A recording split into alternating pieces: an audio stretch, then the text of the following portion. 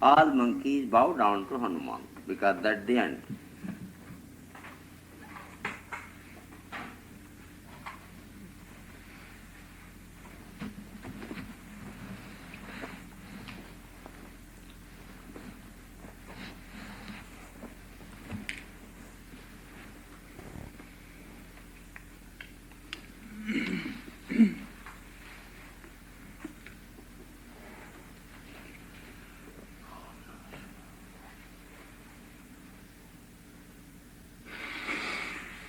The search in Lanka. Full of hope, Hanuman alighted and set foot in Lanka. But soon the flush of triumph at the accomplishment of the journey gave place to sober thinking. True, I have crossed the sea, but that is only the beginning of my mission. There on Mount Trikuta stands Ravana's magnificent city, as if suspended in the sky. How beautiful, how wealthy, how well secured it is. The city and the fortress are not inferior to Amaravati or Bhogavati. The city in heaven. Bhogavati. The city of free zone enjoyment, heaven. There are no restrictions in heaven. Therefore everybody wants to go to heaven after death, because there will be no social restrictions. Anybody with anybody. Bhogavati. City of enjoyment. You call this Bhogavati City ashram. of enjoyment. Free zone. All people will do what they like. Enjoyment with any person. Free choice. Bhogavati. The lovely groves, the elegant buildings, the engines of defense, deep moats, these fill me with much admiration, but also with greater concern. Who can attack and vanquish this Ravana? How can an army cross the sea which I have just crossed? Even if it crosses the sea and reaches this shore, how can it attack and bring down this fortress, defended by bulwarks, manned by well-armed warriors? Neither guile nor force can bring it down. But first I must find out whether Sita is alive or not. Other questions can wait. When and how can I best enter this well-guarded city? I have to search it thoroughly if I am to discover the place where Sita is kept. If thoughtlessly I do something wrong now, this error would be irretrievable, and a great purpose would fail because of haste or negligence on my part. If I enter the city by day, it will be noticed by the Rakshasas. It is best I go in at night. But in what shape should I go? To ward off suspicion, I must put on a trivial, inconspicuous shape. Accordingly, he shrank to the size of a little monkey, no bigger than a cat. To enter and search the palaces and parks of this vast city, this would be most convenient. Little monkeys are allowed anyway to jump from roof to roof. Nobody cares. His present form was as much smaller than his usual size as the latter was than the mighty proportions he had assumed as he crossed the sea. By now the sun had set. The little Vanara walked towards the fortress gate. The moon shone brightly. Hanuman was glad and grateful for this help in his search. Even on a distant view, Hanuman wondered at the wealth and beauty displayed in Ravana's capital. The streets and mansions were bright with flags and festoons, and glittered with gold and precious gems. The breeze blew gently from the sea.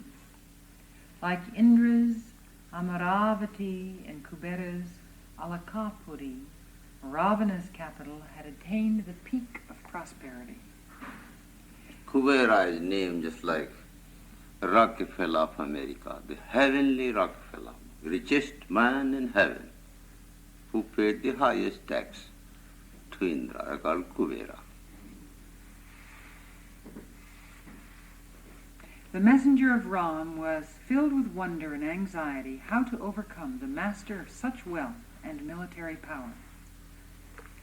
As he was walking along in amazement and anxiety, he was rudely accosted by the terrible-looking guardian goddess of the city. "Who are you, little monkey?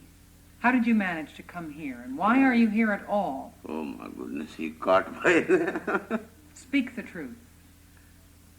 "Yes, I am indeed a little monkey, and I have come here to look at this beautiful city.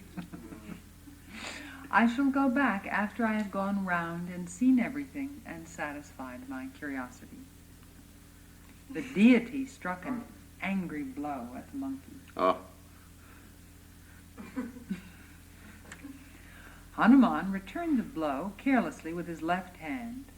It doubled her up in agony on the ground.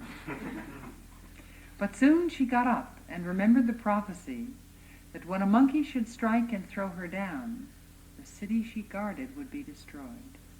she had a boon when Lord Prajapati was visiting the city on the request of 10-headed demon. So she bowed down to Lord, and he told that, "Dear, you have devotion. The day when monkey hit you, you begin to vomit blood. You must understand that destruction of this nation is sure, and you should get out of this path and meditate. You are born in demon race, no doubt you have to follow those rules, but that day there will be the end and you will meditate, you will come to my place." So she was remembering, and she was the protective force to city. And monkey, she tried to hit monkey, and monkey hit back, and she fell and began to vomit blood. And she realized the whole boon, that now I think there is destruction of complete demon race.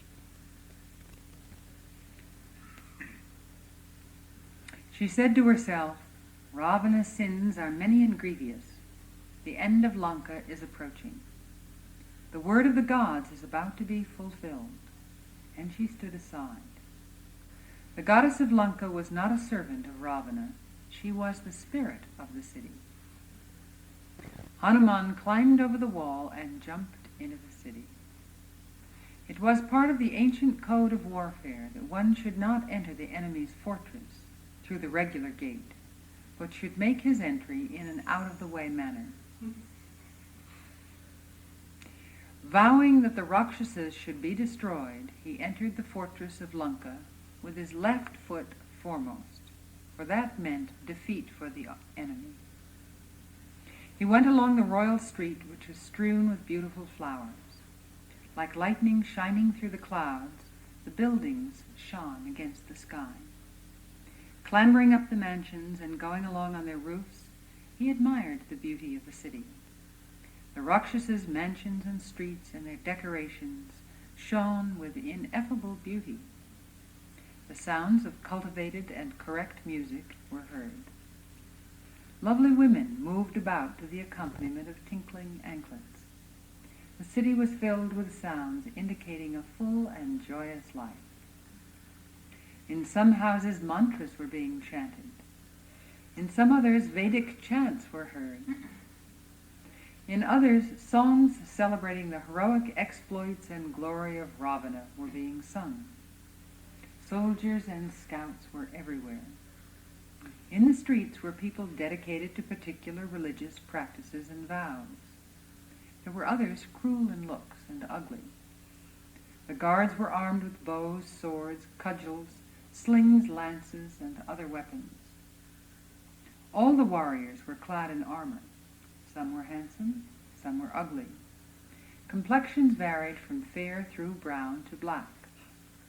Some figures were very tall, others It's like modern time. Like American. Do they keep human shape? They are very human shape. your Somehow voice did it it. looks very beyond human nature.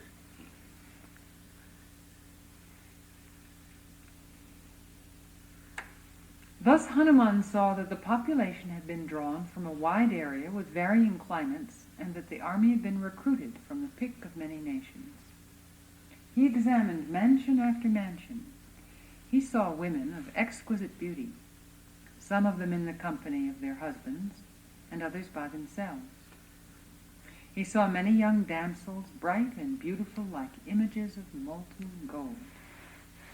Some were seated on the terraces, others were sleeping in their beds. Some were playing, others singing. Innumerable beautiful women he saw, but not Sita pining for Ram.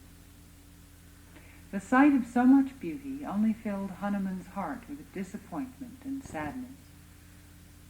He entered and examined the homes of many Rakshasas. There were war elephants, pure-bred horses, chariots and armories. Soldiers stood fully armed. After passing through many mansions and gardens filled with merriment and music, he came to a great palace, rising aloft in a nobility of splendor far transcending all the magnificent buildings around. Looking at the elephants, horses, and foot soldiers in front, the high walls surrounding it, and the beauty of its structure and the richness of its decorations, he concluded that this was Ravana's own palace, the central glory of splendid Lanka. He entered this palace. It was in every way a heaven on earth, worthy of Ravana's peerless power and glory. The park, the birds sporting there, the shrines scattered here and there, filled Hanuman with wonder. He said to himself, "What wealth, what beauty, and what bliss!" He was for a while lost in amazement, but soon he recollected that he had not yet found Sita. Admiration gave place to concern over the yet unfulfilled purpose for which he had come. Passing through many mansions, he entered the innermost private apartment of Ravana, and was almost overcome with the luxury and richness of its appointments, which made it look a very abode of the gods. Everywhere was gold and silver, ivory and gems and pearls, and beautiful carpets and furniture. Tulsidas writes that he took the form of the bees there, just to move freely, so nobody could bother him to enter inside. Monkey cannot go. He took form, Masaka Samana Rupa, forming the bee's form, and inside visiting. But bee also had to remain careful in very spotless house. Hard for bee to move silently.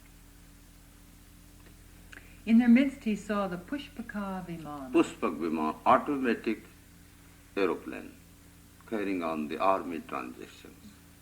This was absolutely automatic. No driver was needed, pilot. Flying saucer. Yet flying, carrying on the huge number of army. Pushpak Viman. This seems very writing, powerful. In those days, means our aeroplane came very recently.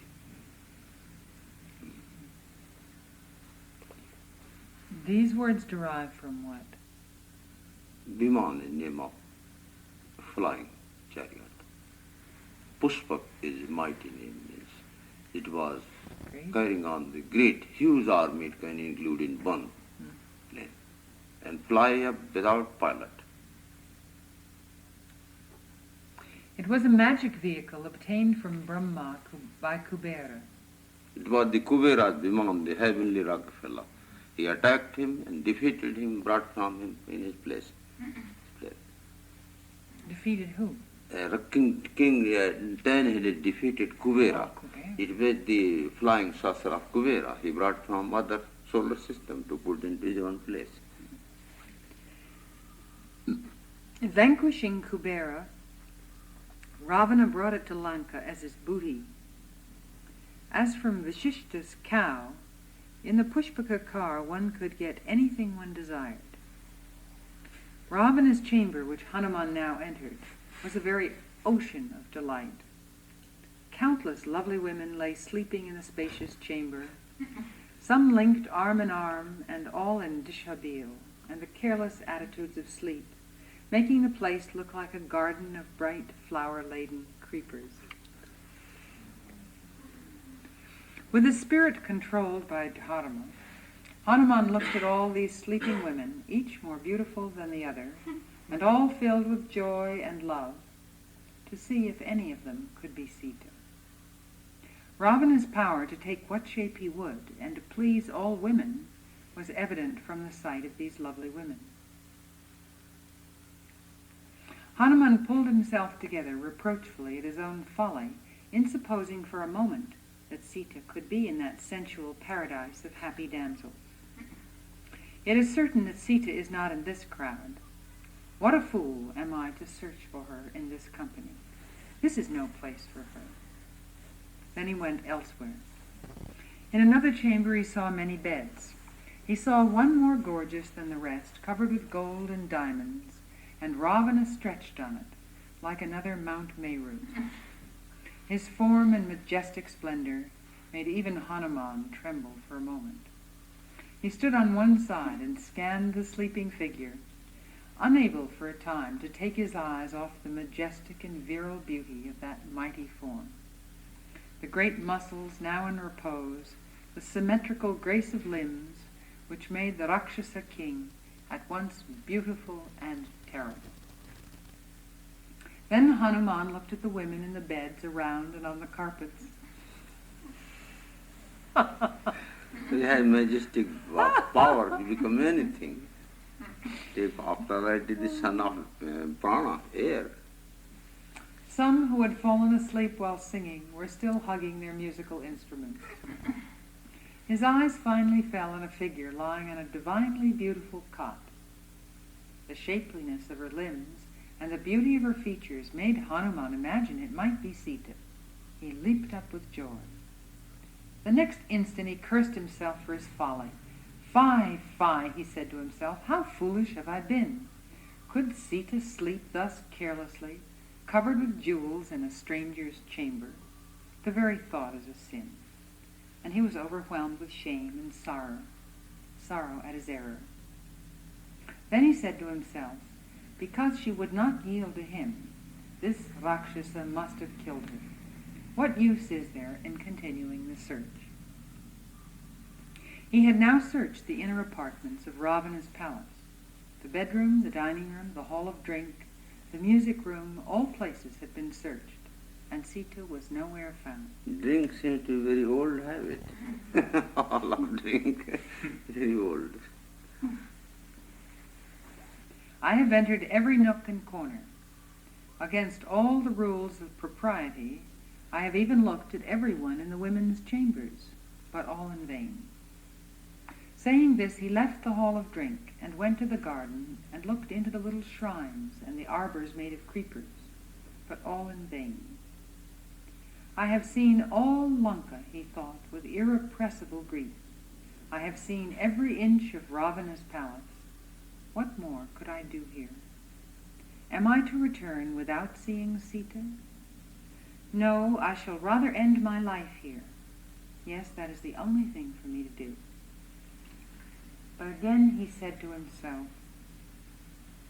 fie, fie on me for yielding to such despondency, unworthy and dishonorable. He sprang up again and searched once again every inch of the places he had been through. He opened every door and window and looked in. There were ugly women, beautiful human and Naga maidens, all captured by the Rakshasa, but not Sita. Once again his heart sank. He did not know what to do. He said to himself, if I return to Kishkinda, failing in my mission, with what face shall I meet my friends? If Ram loses all hopes of recovering Sita, what would happen to him? He would surely die. And after that, what would happen to others?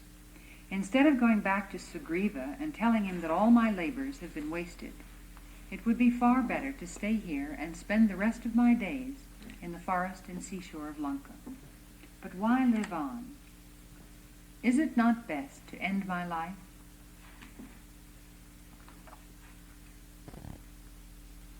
But then was Sampati wrong in saying that Sita was in Lanka? Or has she been killed by the Rakshasa since Sampati sighted her in this island? She might well have been devoured by the Rakshasis. Nothing is clear. Everything is enveloped in doubt. What shall I do? Thus was Hanuman lost in anxiety and thought. Just then his eyes lighted on what he had so far left unexplored, a park attached to a shrine and surrounded by high walls. Oh, here is a park I have not seen or searched so far. Here surely I shall find Sita. With these words, as the son of Vayu meditated on Ram, hope sprang within his breast. The secluded park was well protected by high walls. Yes, Sita must be here, he said to himself. Again he bowed to the gods. He jumped up and sat on the wall of the Ashokavana and surveyed the beautiful park. Sita in the Ashoka Park. As Hanuman stood on the high wall, he did not know why a thrill of joy passed through his frame. It was the invisible atmosphere which envelops an accomplished mission and influences subtly the devoted heart.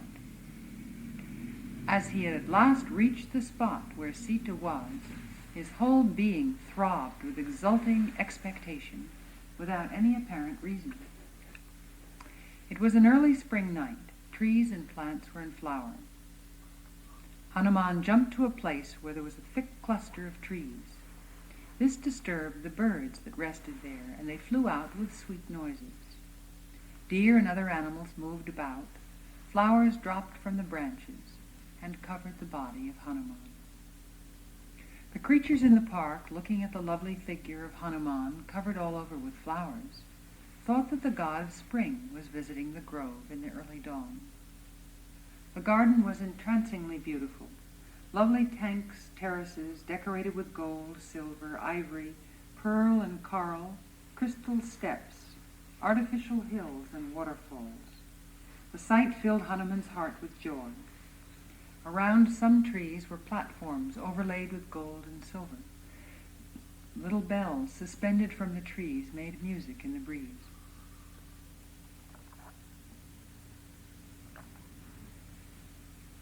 Hanuman climbed up and sat hidden among the leaves of a tall, spreading tree with a golden platform around its stem.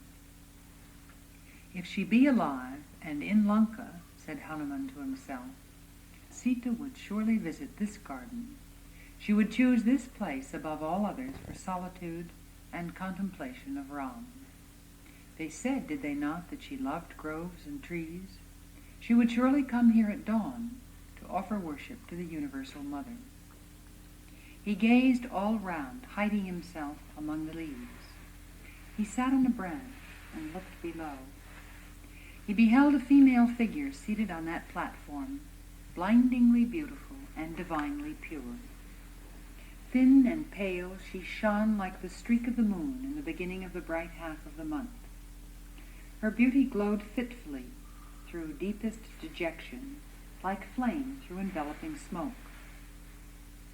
Wrapped in a soiled upper garment, she resembled a lovely lotus, obscured by miry moss. Her face was bathed in tears, and she was wan and thin for want of food. She had no thoughts but of sorrow, no glimpse of friends or hope. There were only Rakshasis wherever she turned her eyes, and she felt like a doe which had lost its herd and found itself beset by a pack of wild dogs. A single snake-like braid of hair wandered unregarded down to her hip, seemed to Hanuman at once adorable and pitiful, like the holy word torn from its context by infidels, like prosperity sunk in unmerited ruin, like shattered hope and faith betrayed, like frustrated fulfillment, like intellect muddied by insanity, like blameless purity besmirched by foul slander. Hanuman said to himself with conviction, this image of beautiful despair is surely Sita. For behold, hanging unregarded on the branches of the tree, are the jewels described by Ram as having been on her when she was carried away, all except those which she dropped during the flight, and which were picked up by us on the hill. And see, the scarf she wears, though soiled and crumpled, is the fellow to the one we found. Surely this sublimely beautiful lady, who seems like one steadfast in true love in a tempest-tossed sea of troubles, is Ram's beloved queen. It is for her that Ram is consumed by a threefold agony, grief for her suffering, wrath for the insult to her, and heartbroken pangs at separation from her. Surely he is ever in her heart, and she in his, and in truth they are not parted, or they could not live. And as he continued to see her, his heart leapt back across the ocean and sought Ram's feet in adoration. And again he looked at Sita and said to himself, "It was for the sake of this divine lady that the mighty Vali, the peer of Ravana in prowess, was slain. For her that Kabanda and Viradha met their death, and 14,000 fierce Rakshasas with Kara, Dushana, and Trisaras crimsoned with their gore the glades of Janasthana. It was for her that the splendid sovereignty of the Vanaras was wrested from the heroic Vali and given to Sugriva.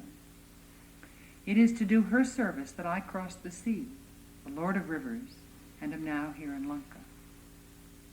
All this seems much. But verily, if for her sake Ram should transform, or even destroy the universe, I would say from my soul, it is well done. She is worth it all and more. And again Hanuman's heart crossed the sea back and dwelt on Ram far away.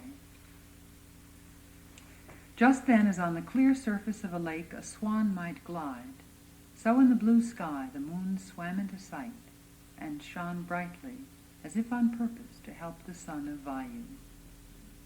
Peering between the leaves and not knowing what to do, Hanuman took another long look at the face of Sita, a face that disclosed a sea of care, like a heavily laden ship caught in a storm.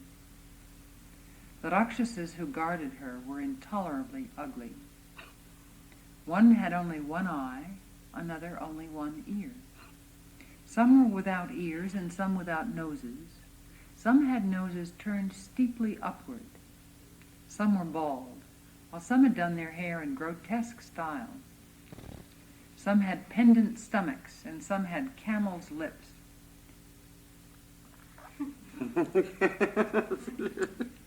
Some were hunchbacks, some were dwarfs, and some tall like palm trees. Swine face, tiger face, buffalo face, goat face, all were to be seen. These unsightly creatures were holding spears and other weapons in their hands. And in their midst the pale-faced princess sat trembling, befriended only by her virtue, like an unsupported beautiful creeper fallen on the ground. It was still dark and not yet dawn. Ravana was roused from his slumber by the chanting of the Vedas and the morning songs of the court bards. The moment he awoke, he thought of Sita and started towards the park where she was kept. With all his retinue he entered the palace park, accompanied by scented torches and the royal umbrella, surrounded by maidens covered all over with brilliant ornaments and clad in spotless white clothes. Ravana appeared charming like another Manmata. As the procession entered the gate, Hanuman could hear the noise of the crowd and the tinkling of women's anklets. Soon he saw the Rakshasa king approaching. At once Hanuman hid himself more effectively than ever before among thick leaves. As Ravana came towards Sita, his strength and splendor were wonderful to behold. At his sight, Sita's body shrank and trembled like a plantain tree in a storm. As one reads or listens to this sacred story, one should form a mental image of Sita in her present state. One can imagine the agony of despair of any good woman who has by misfortune fallen into the power of a lustful man. What must be the state of Sita, daughter of Janaka and wife of Ramachandra, in such a predicament? To appreciate Valmiki's metaphors and similes in this context, one should purify one's heart and fire it with piety. You can see the beauty of Valmiki. This is only taking the extract from it. What a fantastic poet and writer.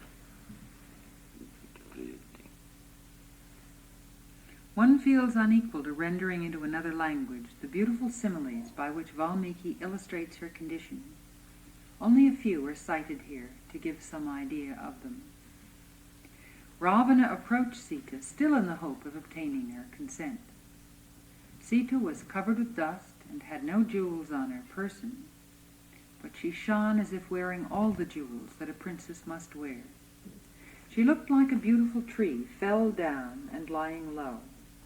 Her face was covered by light and shadow, like a lotus flower stained by mire. She swayed like a cobra bound by charms. Her state was like one surrounded by raging fires on all four sides, like an army which had lost its chief warriors, like a river which had run dry, like a vessel for sacrificial fire that suffered desecration, like a lovely lotus tank destroyed by elephants, like a flowering creeper uprooted and cast aside, like a cow-elephant separated from the leader of the herd, captured and tied as prisoner. Sita sat trembling, overwhelmed with grief and fear. When she perceived Ravana's approach, that very instant her heart traveled around like a chariot drawn by swift steeds. With faded face and wasted form, she thought of her protectors far away. When will they come? Will they ever come? She asked herself, and meditated on God. Ravana approached and spoke to her. Hidden in the branches of the tree, Hanuman watched what went on below. That's the end of that chapter. That's the end of that chapter? I think we should end it. You want to take, Allah take one more, she won't talk about it. This is never-ending test, really. Like the napkin, you take one, another comes right over there. We don't have so very much more in the book. Okay, read one more. Ravana's solicitation. To Sita, plunged in a sea of sorrow and clinging to Dharma and to the thought of her Lord, Ravana spoke these words. O beautiful one, why do you shrink from me? Do you not see how much I care for you? Though it is lawful for a Rakshasa to take another's wife and possess her by force, I am a beggar for your love. There is no need to fear me. I shall never touch you till your heart turns towards me. Do not be afraid. My old wish is that you should care for me as I do for you. You must accept me with affection. Why do you make your body a prey to unavailing sorrow? O beautiful one, there is none like you in loveliness, none in all the world. It is not right for you to reject beautiful jewels and clothes, to sleep on the ground and leave your hair unkempt. O gem among women, do not thus waste your youth and beauty. Now you have come under my protection. You should lack nothing. All pleasures are suitors for your selection. I cannot take my eyes away from your face, bright like the full moon. Wherever on your body I set my eyes, there they remain, fixed and immovable. Why should one with so much beauty suffer so much sorrow?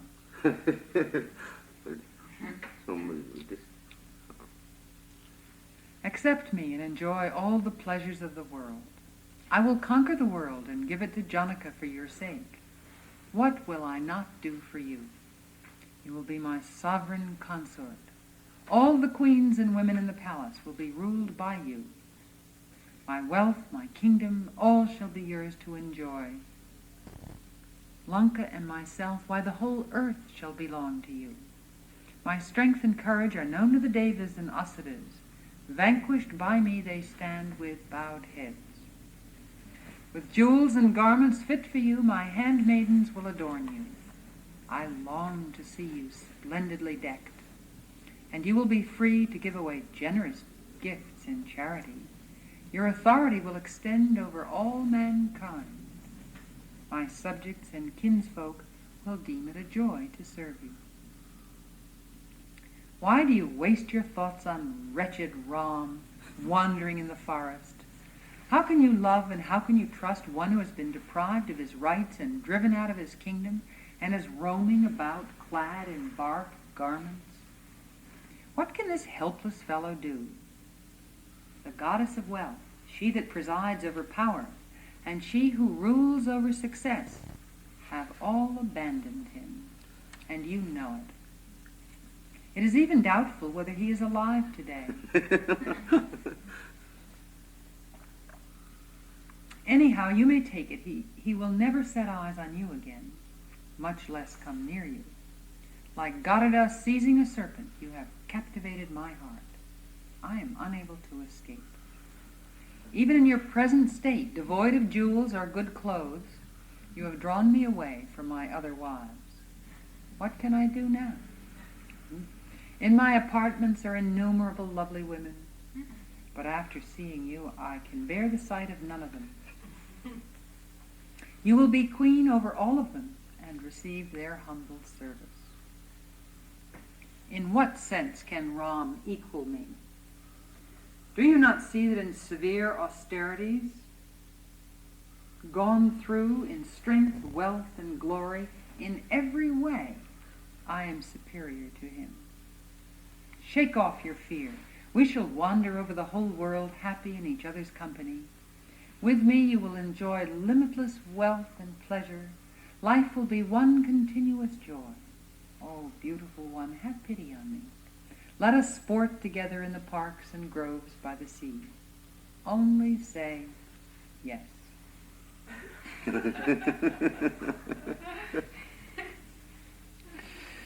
This is a speech that has many variations. Thus Ravana uttered his impassioned appeal for love and pity. When Ravana had finished speaking, Sita plucked a little blade of grass, and placing it between them, laughed in derision, and gently spoke. Ravana, lay aside all such vain thoughts concerning me. It is altogether improper for you to desire me. Turn your heart to your wives. Never can I agree to what you say. Think of the family I was born in. Think of the family I was married into. How can you ever hope to persuade me? Do not give room for such foolish and impossible desires and make sorrow for yourself. Then she turned her face away and continued. How can I become your wife when I am the wife of another? Do not violate dharma. Do not tread the path of sin. Listen to me. Think how carefully you watch over your wives to keep them safe from the touch of others. Would not other husbands do the same by their wives? Remember, other men are like you. Do not cast your eyes on another's wife. To be happy with your own is the way of true happiness. But if you allow your mind to dwell on another's wife, sorrow and dishonor will be your portion. Is there none in the world to advise you aright? Why do you do evil and bring destruction on yourself and on your people? When a king loses self-control, his kingdom and wealth will all be destroyed. Be sure, this Lanka and its great wealth will be utterly destroyed if you persist in your sin, and the foes whom you have conquered and humiliated will rejoice. I have no use for the wealth and the pleasures that you promise. They do not tempt me. I have married Ram, and I cannot take my mind and heart away from him. I who held his hand can never touch another. Never. I am his, the prince's entirely and forever. I belong to him as the Veda belongs to one who has reverently mastered it. It is not right for anyone else to look on me with longing eyes. Listen to me who speaks for your good. Beg Ram humbly for forgiveness and escape from his anger. Do not go in search of your own ruin. Ram is generous and will surely forgive you if you seek his mercy. Seek forgiveness and safety. Do not seek death and destruction. There, I hear even now the twang of Ram's bow. You cannot escape. Yama stands very near, ready to carry you away. The arrows of Ram and Lakshman will soon be here in Lanka, and your city will be in flames. Did not Ram utterly destroy the Rakshasas at Janasthana? Did you not, knowing his strength, come like a thief to our hut when Ram and Lakshman were away to steal me? Can you for a moment stand before them face to face? Can a dog approach a tiger? Will it not flee from the very scent? As the sun sucks up moisture from the wet earth, Ram and Lakshman will drink your life. Will you run to hide yourself among the mountains? Will you try to escape under the sea? Even then, as at the appointed hour the tree is struck by lightning, so will you perish at their hands. You cannot escape. Thus Sita ended with a stern warning. Ravana controlled his anger and spoke. O Sita, doting on this spurious ascetic Ram, you talk foolishly and repay my loving words with insult and contumely.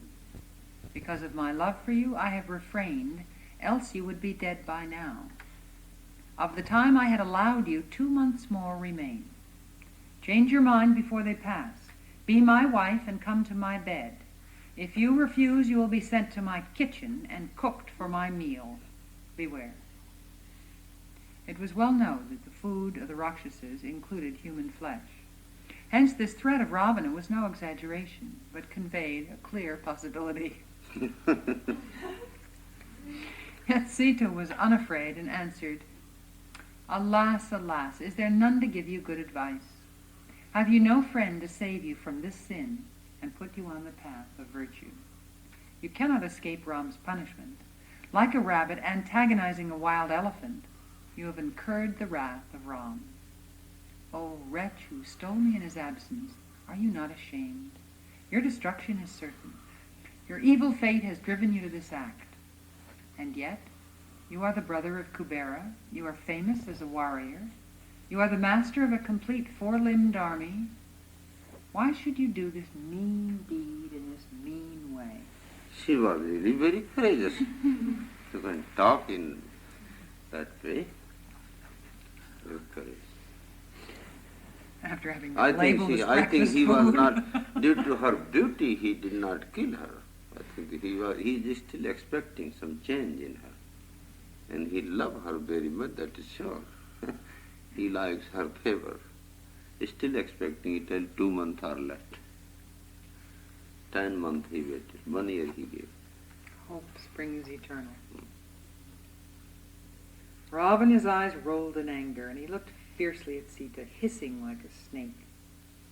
Seeing his mounting anger, one of his young wives, Dahayamali, walked up to his side and, embracing him, said, King, why do you vex yourself over this mean human creature who does not seem to care for you?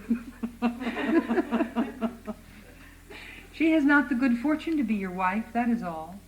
And what is there so attractive about her? Why do you waste your thought on this puny creature? Come away, let us enjoy ourselves. She drew him away affectionately, and the Rakshasa went away with her, laughing. Before he went, Ravana ordered the Rakshasis who guarded Sita to bring her round somehow, and with resounding steps left the Ashoka Park, followed by his retinue. As soon as he turned his back, the Rakshasis surrounded Sita. The princess, who had been bold up till now, trembled when she looked at these ugly creatures that began speaking to her. When Ravana, scion of a noble family, a world-famous warrior, desires you, said one, how can you refuse him, O foolish girl? Who do you think is Ravana? Know that he is a direct descendant of Brahma. He is the grandson of Pulastya, Prajapati, son of Brahma, a hero who has won many battles and vanquished many foes. How foolish to slight him. Let not pride ruin you, said another. Ravana is the son of Rishi Vishravas. Vishrava. Do not think he is a nobody. Accept him and be happy. The king of the Rakshasas who defeated in battle and put to flight the gods of heaven invites you to be his wife, said another. You must yield, poor girl, or you must die. Slighting all his other wives, said another, Ravana wants you and promises to make you chief among his queens. Forsaking all his noble wives, the king, bewitched by your beauty, begs for your love and offers to make you first among his consorts. Why are you foolishly obstinate? None in all the world can equal Lord Ravana, said another. Good fortune comes seeking you and you spurn it. How foolish. The sun and the wind gods are afraid of the Rakshasa king, and he comes seeking you and wants to make you his favorite wife? Do not let your pride betray you. Do not reject the fortune that comes to you unsought. And another concluded, We have given you good advice. We have done our best, and we leave the rest to you. If you reject his offer, you must surely die. Indra was hoping Hanuman would get to talk to Sita. He'll have to wait till morning.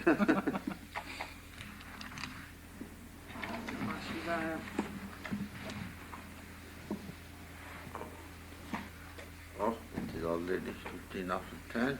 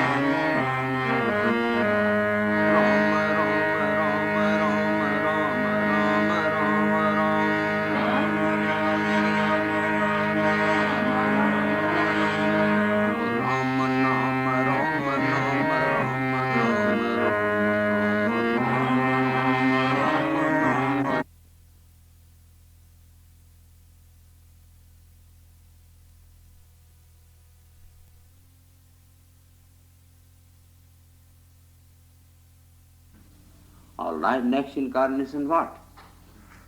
Incarnation will be of the same nonsense. Next incarnation, fine, it is good guarantee, but it is not guarantee who will get incarnation, the same we go. Joi balam nai bhamay soi dauri dauri amay. That friend whom you never like, he is always available. And that friend whom you love, he is never available. What to do? That's ego. Paramartha labha. Why this difficulty is? Because we have never experienced our thought. Once movement of mind is directed, it takes whole life to experience that it was false. Now what you can do next? Body, mind, they are not trained. They impose so terrific sickness that shake the mind of the owner of the body. And thus he is gone out. And next turn, not necessary should be man, can be transformed into animal. It is not guaranteed that man has to go up. So we are involved. In this human body we are paralyzed. It is just like paralysis. Parkinson's sickness or shaking agitation out of control. Hello? This is out of control. So in healthy body also movement of the mind is out of control. You can feel that it is Parkinson's sickness, shaking, agitating. That agitation cannot be removed unless we experience that bliss. And that gives power. Tushnim sama, sit quietly. Don't bother. Tushnim sama, quiet. Don't try even to get rid of it. If the more you try to get it off, the more you will be there. It is not your job. It was the job of Lord Rama to prepare monkeys. It is not job of monkeys alone to do anything. No. It is his job to build a bridge over the ocean. He can do that thing alone, but the monkeys need liberation, not Rama. Monkeys need liberation. Therefore he has to appoint these monkeys and bears. That is the whole fact. And he builds a bridge. He can't do anything. Why God should bother with all these things? He can do anything in a moment. Why should take even incarnation? Is God absent? Think sometime. Is God absent? Why should bother with all this? Does he not have power in a twinkling of an eye? He can do anything. No, he does not need. He can do for himself. But the work is for us, these monkeys. And monkey needs training. So, tushnim sama, remain silent in that absolute light. Samasva? Sama, tushnim sama. Samasva, aste? Na swatma sukhanubhutya. Tushnim sama, swatma sukhanubhutya. What is sama? Sama means equilibrium, absolutely motionless. Just you sit down, sama. Could be samasva, like imperative, from aste, asta, samasva. I cannot tell right away, I will see. Swatma sukhanubhutya. It can be tushnim sam asya. Astam, asatam, asatam, asya. It is possibility. Yeah. Astam, asatam, tushnim sama, sit silently. It is very correct. It's very correct. You see. Purnatmana, by perfect position, nirvikalpaha brahmani, that seems better. Tushnim samasya, sit silently in Brahma. Okay? Checking the activities of egoism and giving up all attachment through the realization of the supreme reality. Be free from all duality through the enjoyment of the bliss of self, and remain quiet in Brahma, for thou hast attained thy infinite nature. I think I am agree with your suggestion. It seems like it can be samasya easily, but asaya means to sit quiet, in equilibrium, sit in complete equilibrium. Very fine, thank you. Tato hamader vinivart vrattim.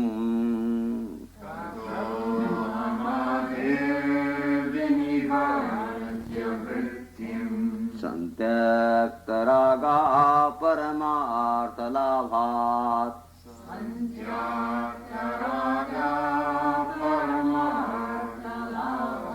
Tushnim samaswadma sukha anubhutyam.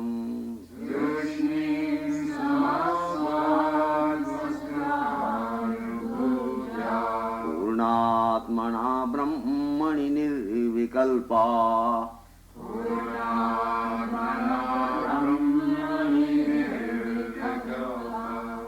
enjoys some vibration, definitely feels very happy. Enjoy vibration up to a state, everybody chanting, through ear definitely goes something. You enjoy? Huh? Wonderful. It is advised in this verse that all the thoughts connected with ahankara are to be given up. Any thought connected, ego has very great department, business. And if you not familiar, you should read newspaper and watch television. Ego network. From school, university till all this ego business morning till evening. Why man should be so much disconnected from his own form? He created religion to confuse himself more. It became another problem. People are trying to get out of that also. The vanity of race, caste, creed, learning, status in life, national ego, and scientific ego are all connected with the ego sense. Renounce all desires and gain the supreme goal. The price to be paid for the experience of the reality is a total renunciation of the entire range of all ego business. And ego business is called monkey business. In Western world also they use monkey business. So if monkey business, if we don't have, then monkey business we can avoid, but how will you avoid monkeys? So monkey must go into Rama business. That's the whole thing. Business of monkey you can avoid. You can tell, please don't do this dirty business. It does not mean you should not exist at all. You have to exist. What you will do then? You should do good business. So what these monkeys will do? These monkeys have to follow Rama. And then they do more miracle that Rama did. You know, the story comes when Brij was on the way. Hanuman was very powerful. He was putting the rock and telling, Jai Rama. It was floating up. Rama became jealous sometime. He took in the same way some stone and dropped it, went down, touched the bottom. So he felt very shy. So he asked Hanuman, please will you remove my doubt? You put it float up and I put it goes down. And I'm asking you, please tell me why it is happening. People put on my name, it float up, and I put it goes down. Hanuman laughed and laughed. Lord, you give me chance to tell you. The stone put from my hand by Rama, so it go on your hand. The stone left from your hand, it goes down. Because fallen from hand of God, man will be into dust. And fallen from my hand, it goes on your back.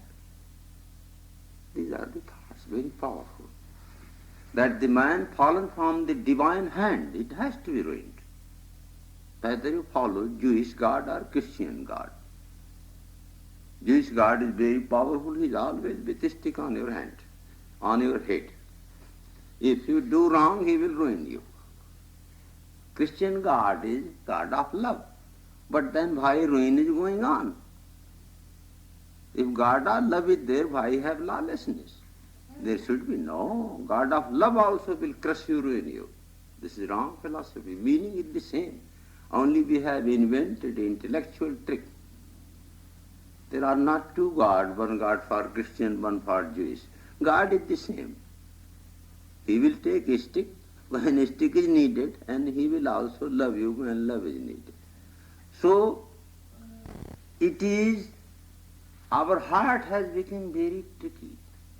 Our education, our business is nothing but depending on hating others. Discrimination. No love exists. This all is ego business. Having given up the network of ego, keep quiet. Not physically, the mind and intellect are to be quietened. If the mind and intellect are agitated, It is only because of the ego and its egocentric activities. When the ego and ego-based thoughts have been withdrawn, there is the end of all selfish desires. No doubt man cannot live without desires. It is not the desires are dangerous, no. Selfish desires, ulterior motives, exploitations. When the ego and ego-based thoughts have been withdrawn, the ego activities and egocentric desires come to an end. When desires are no more agitating the mind, naturally mind becomes quiet. The thoughtless mind itself is Buddha mind. In Buddhism we call Buddha mind. We don't have Buddha mind. We have ego mind. And it is Brahman, Atman. This is the experience of supreme truth. Parama Artha. Parama Artha Labhat.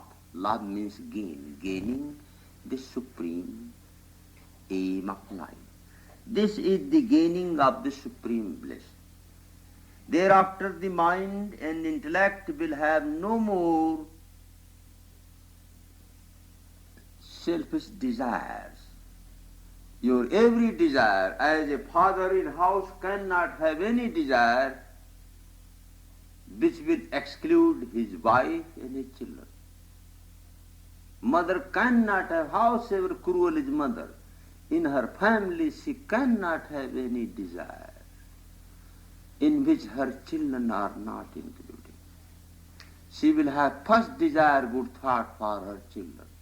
If she has one piece of bread, she will have never desire to eat in private. She will give to them and she will prefer to remain hungry. In that she will feel happy. Not just eating private because there is a one piece of bread and let me eat. No, no mother can do that. If there is a one piece, she will give to child. She will prefer to remain hungry. It's nature. That motherly heart when comes to universe, how you can think against anybody? Such a person is purifying the atmosphere. The atmosphere depends, your such a selfishness service does not need to tell anybody I am helping you. No. You work directly through space. You don't have any person to do. Why? And this space purified, free from this psychic pollution. That is the greatest pollution we do. And this maintains the body. You don't need to help anybody directly. Help through divine way, through ethereal way. And ether becomes pure and maintains. Throughout world people are meditating with good feeling. Whether you know this or not, it's not necessary you should know. When you talk on telephone, how message reaches there, you know or not, but message reaches. Do you know how it reaches? Nobody knows. Only poor answer given it, electrical wave carried on. How it carries on? Do we know anything? Nothing. We don't know anything about how meal is digested in the form of bones and muscles. We still wait. And we feel. Feelings are important, knowing is not important. You eat meal, you feel happy, that's all. Is it necessary you should eat before knowing that how this meal is changed into hormones, bones, muscles? Then you can never eat, because you never know. You never know. Not necessary. Knowing is absolutely unnecessary. What important is feeling. That's enough. After that, if you have time, try to know it. That's okay. That is your intellectual job. Thereafter, the mind and the intellect will have no more the network of selfish desires. If no more desires, then they don't need their fulfillment. that aim is dropped, called goal orientation. Our goal is wrong. Our goal is to satisfy. Without satisfying the desires, I will be no more. And once we realize that it is absolutely false, it's psychodynamic is there, energy. The engine is running in wrong place. How will you avoid? It is not ordinary, it is not compartment is running. There is a powerful engine is there. And that you don't want to stop, you want to cut off any compartment. No. The sadhaka reaches the state of quietude. Tushnim bhava. He becomes silent. He realizes that unnecessarily I am just agitated. Why? Nature, every work is done by here. Divine forces. God becomes a living reality. You don't need to have a messenger from heaven to tell you. Any messenger. No. You have directly God with you. Why should I have messenger? Messenger you need when God is far away. You realize that every vibration of in my life is God. Why to bother? What is other than this force? There he experiences infinitude, which is his own nature divine. Come to realize this quietude. Okay? Tato hamader vinivarte vrattim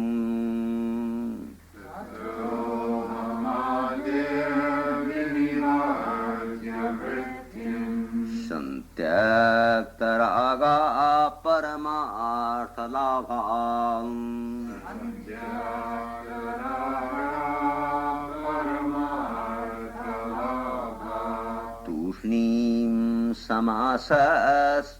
Tushnim samaswatma-sukha-anubhutyam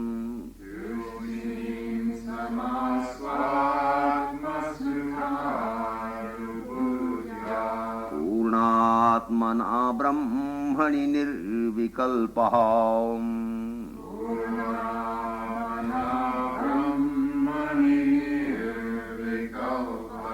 Nirvikalpa, without doubt. Vikalpa, doubt. My meditation was good. I think there was presence of God. Might not be. Might be mind projecting. Now you are came in doubt. Although you were in Godhood, there is doubt over it. Nirvikalpa, no doubt. You put your foot on fire, there is no projection. You feel directly there is a fire.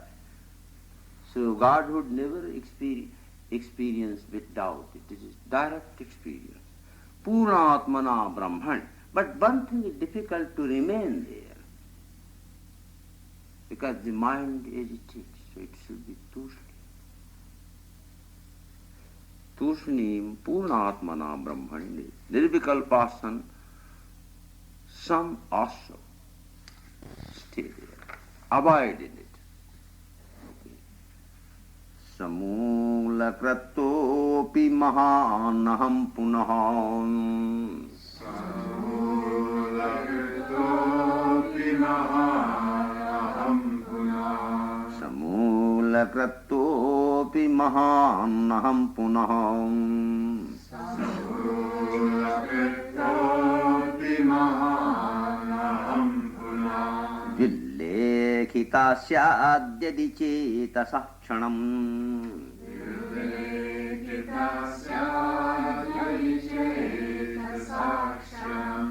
Sanjibhya vikshepa shatam karoti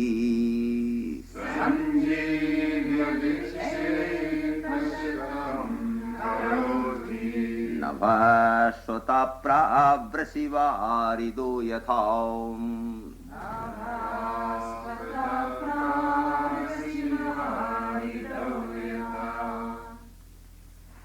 You know, that the Dr. Spiegelberg was telling who was Lord Patanjali, it was the incarnation of Adi Shisha, the Shishnang, who is maintaining the Lord Vishnu on his back. What he is writing is here, very like his formula, psychological experience. This is called describing experience. Samula kritupi, although you have cut down this tree, I am punah mahan, it grows in a moment again. This tree of ego cut down. Lord Rama was fighting with demon and he had 10 heads. And so powerful he was cutting every head, one side, other side, every head was coming back. And he filled total universe. And battle was continued for 72 days. And he realized no hope to destroy this 10-headed demon. Every head comes back. Then gods in heaven were terrified that now I don't think any reward. If God himself has such a difficulty, how a human being can do? He has the boon from Brahma, creator. Any head cut will come back. Any arm cut will come back. So he cuts all head, no doubt he is hero, all head comes back to fight. So we meditate, we cut down the ego's head and we feel happy, next moment it is dead. So samula kritupi, although it is cut down from the root, aham mahan punaha, it is very great again. Same thing. Yadi chetasa kshanam villekhata, little bit mind you give to it.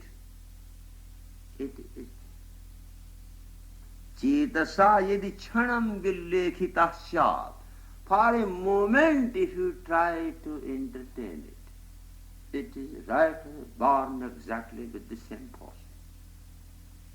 That is the beauty of ego. It has boon from Creator. 10-headed demon had boon from Creator. And that boon was that nobody could kill him in his creation total except man, because he knew man was his breakfast. Therefore he exempted man, he neglected man completely, he never cared for man. And any part of body cut, it should come right there. Especially head should not take any moment.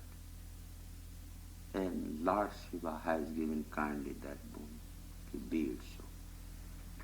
You are my most beloved. You have done very great tapasya. And Lord Ram, poor fellow, was in trouble, cutting every head, and head was coming every head back. So this is our ego. We destroy completely. In meditation we get up, thank God, now we are free from ego. Next moment it is there. Yadi chetasa kshanam villekhita, for a moment, the moment to give your attention to it, it is just born there. Sanjeev, having been alive, satam vikshepam karoti, it has 1,000 ways of disturbing you. 1,000 ways, not one. 1,000 ways it knows. Navasvataha pravisivarido yatha. As sky is clear, if you want to see this drama and you should live few. Here also same way, you see sky clear and after 1 hour whole is filled with, you don't know it is smoke or cloud, what it is. Next hour you come, it is clear everything. So cloud comes and create various types of rain and thunder. Next moment there is nothing. Another moment everything filled again. Florida, you sit down morning, Miami beach or anywhere. Cloud and rain and thunder. Next moment everything gone away. Next moment everything filled again. You don't know what will happen. So navasvataha pravisi varido yatha. As in monsoon time, what cloud can do and what rain and lightning will do, you can never imagine. Earthquake, when thunder comes, the whole earth is shaking. Pravirsi, monsoon time. Okay?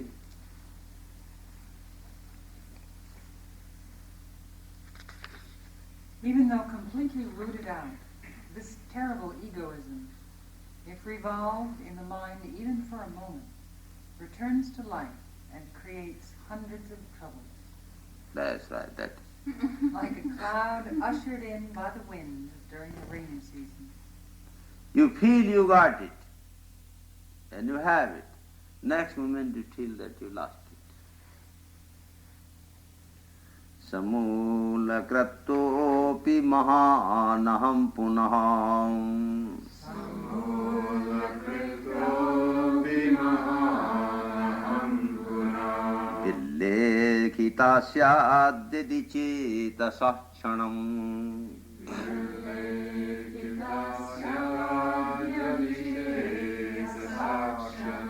Sanjibya vikshepasatam karoti. Sanjivya vikshepasatam karoti. Navashvata pravrasivarido yatham.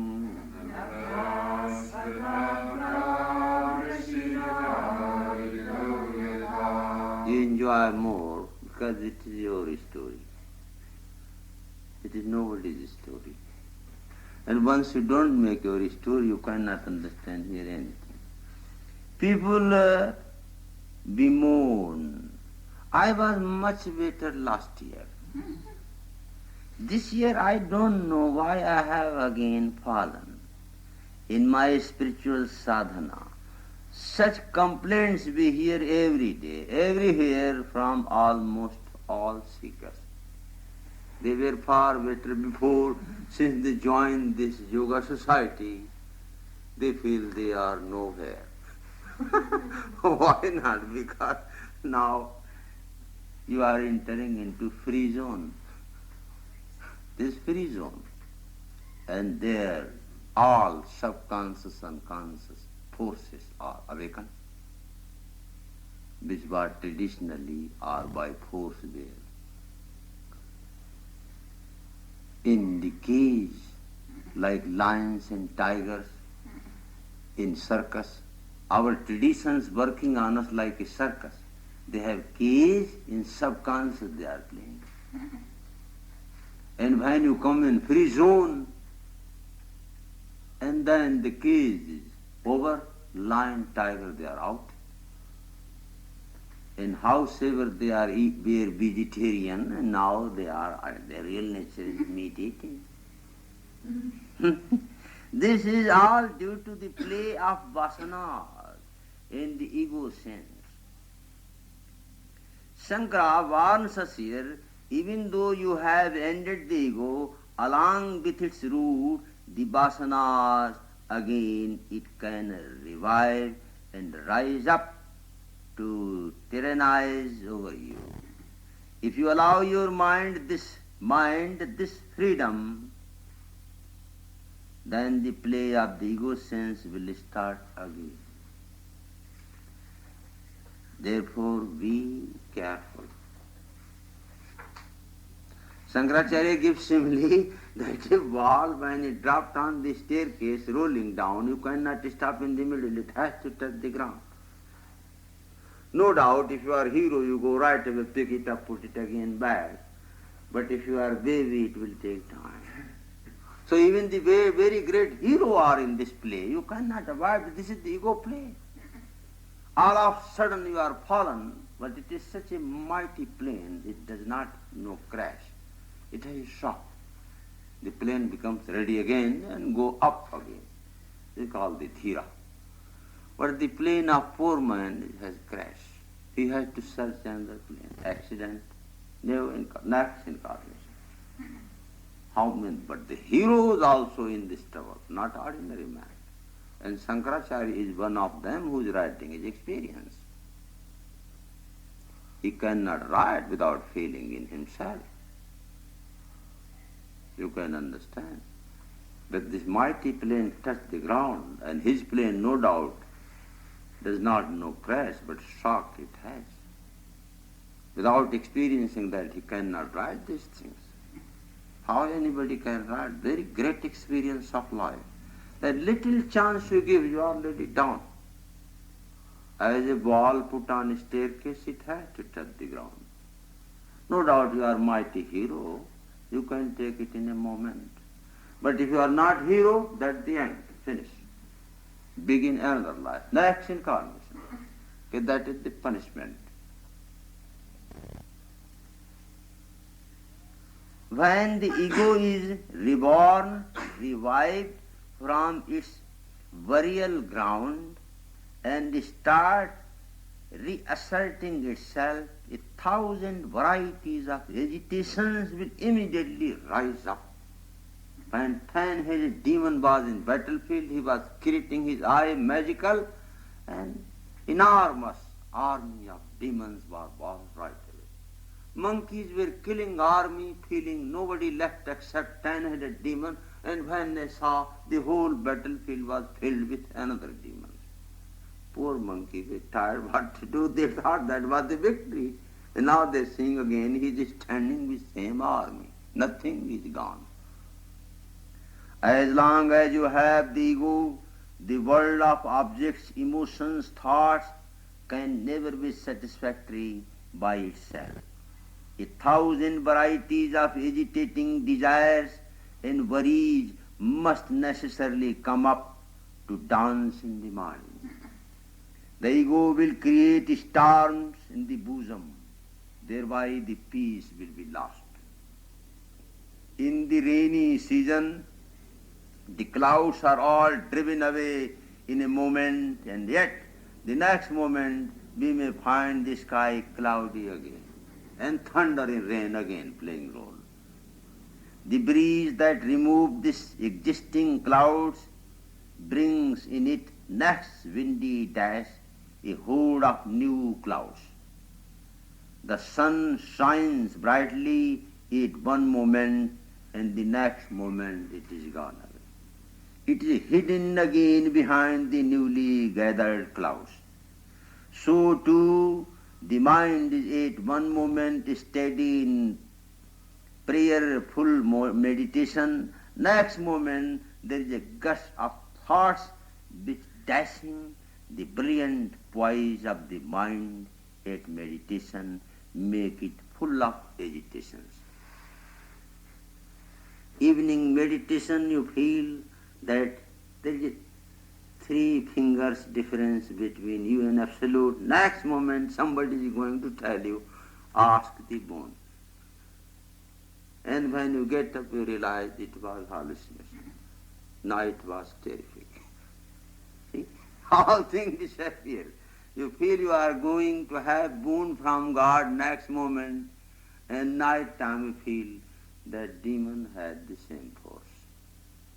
And the boon disappears into nothingness. All this, generally you feel more distracted when you come out of the puja room than when you went in.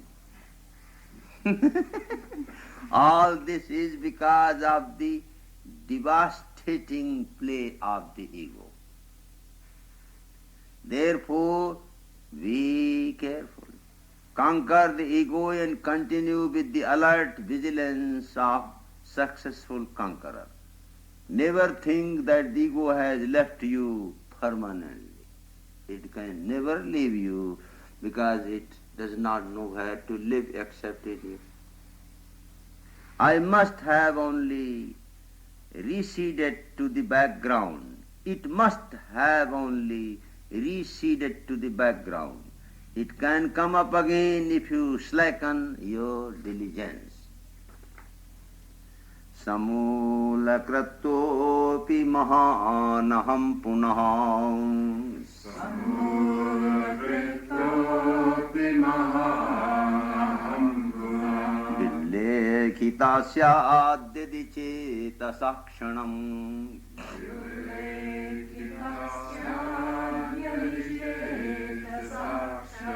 Sanjimya vikshepya shatam karoti. Sanjimya vikshepya shatam karoti. नवश्वता प्रावृषिवारिदो यथा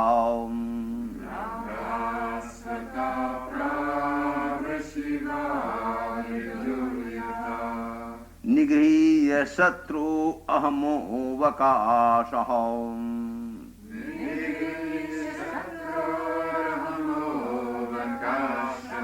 कुचिन्न देयो विषयानुचिन्तया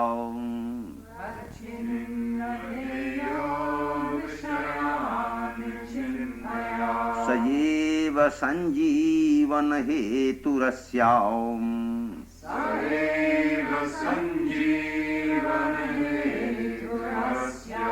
प्रक्षीणजम्बीरतरोरिवाम्बु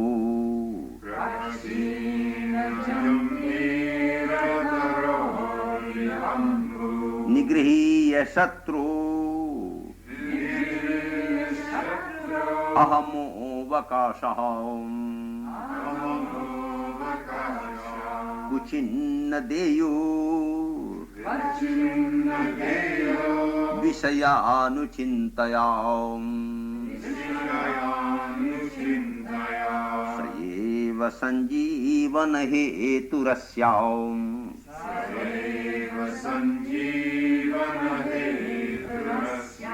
प्रक्षीणजम्बीरतरो इवाम्बुः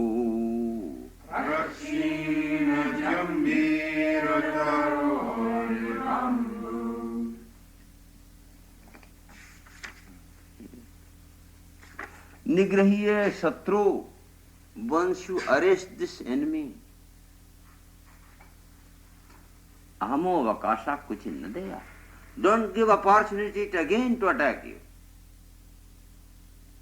Vishyanuchintya, thinking wrongly, planning wrongly, and trying to avoid ego, it will not work. Wrong thinking, wrong motion should be avoided. Any selfish motion in any way will bring the same trouble. Whether position, name, fame, anything. Kuchinna deyo vishayanuchintaya. No chance should be given. This once chance is given, that is like sa eva sanjivana hetu asya. That is the cause of reviving it again. How? Ambu, water, prakshina jambira taro ambu ev, a drying citrus tree. It was drying and you put water in the root, again it becomes alive. So when the ego is drying up, at that time given water again. At that's the end, it is tree again back. That is the way life moves. You become ascetic, tapasya, just little. The same effect. Same effect. We discharge from the hospital those psychiatric ward, alcoholic, and they come back. We ask, what happened? They said, I don't know. I took just little. To satisfy company in my home, everybody take little bit. And to me, what? DDT. Delirium tremens. Shit. Taking one drag of a cigarette after you've given up cigarettes. Just one. Just one, that's right. Just one. You never take two. That's the whole thing. Just let me have one. Can you have two? No. All the time, only one. Okay? Overpowering this enemy, egoism, not a moment's respite should be given to it by thinking on the sense object. That is verily the cause of its coming back to life, like water to a citron tree that is almost dried up.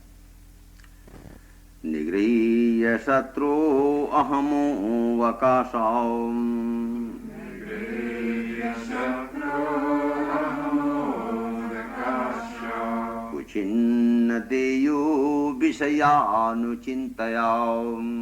Kuchinna deyo vishayanuchintayam. Sajeva sanjivana heturasya. Sajeva सञ्जीवनहेतुरस्य प्रक्षीणजम्बीरतरोरिवाम्बु प्रक्षीणजम्बीरतरोरिवाम्बु. These thoughts will remain in your mind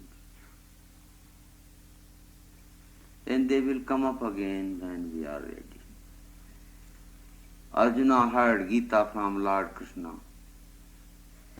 but it was not so useful that time, as it became very important when he was dying. Funny thing. He forgot all Gita and national administration when he became himself king. But when he lost all powers, then he realized that he needed Gita. And that Gita which he heard sometime in his young age came back and became his food. So this story you hear, they will go again, will take rest. Demon has to play role again. Because life is there. And by experience, one day you will be settled that it is thoughtless play of ego. I am tired. Let us go to my own. And these thoughts which you hear today, they will be flared up again. They will be your best friend. If a chance is given to the mind and its passions to express themselves, there will be no end to their destructive floods. Therefore, having destroyed the ego, which is your sole enemy, never give the mind the slightest chance to think of the objective world. Attachment for even the most innocent-looking, insignificant thing will pull you down to the endless misery.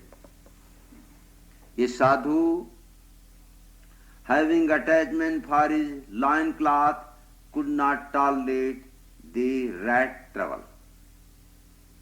He brought a cat to keep away the rats. The rats too, no doubt, disappeared, but the cat had to be fed. And hence he brought a cow to his humble hut of study. The cow had to be looked after, hence he decided to have a wife to look after the needs of the cow. After some time they had children, and their naming ceremony, nursing and educating them. Marriage of each, endless program. Therefore, never give a chance to the mind to ruminate over the sense objects. Sense objects will come your way with all their irresistible enchantments. It is absurd to say that they will not come into your mind again. They will, and they should. It is natural. But let us not encourage them and commit ourselves to their thought. Mind is essentially of the nature of possession, lust, desire, name, fame, conspiracy, all. If you want more, you should read Krishnamurti. He will tell you in detail. The whole book dedicated to that. The sixfold emotions are in their aggregate called the mind. You cannot have the mind without these qualities, Sat, Raj, Tam. Any thoughts arising in the mind will belong to one or the other of these qualities. The best way to control and end them is to direct them towards Narayana. Desire to possess, when directed towards Narayana, God, becomes the burning spiritual anxiety of devotion for the Supreme Self. Therefore, turn all attitude of the mind towards Him. When sense thoughts come, let us repeat the divine name of God, Narayana. When you try to maintain the thought of God, Narayana, you unconsciously drive your thoughts away from the fascinating charms of the distracting world of senses around us. These sensuous thoughts are the elixir, sanjivya,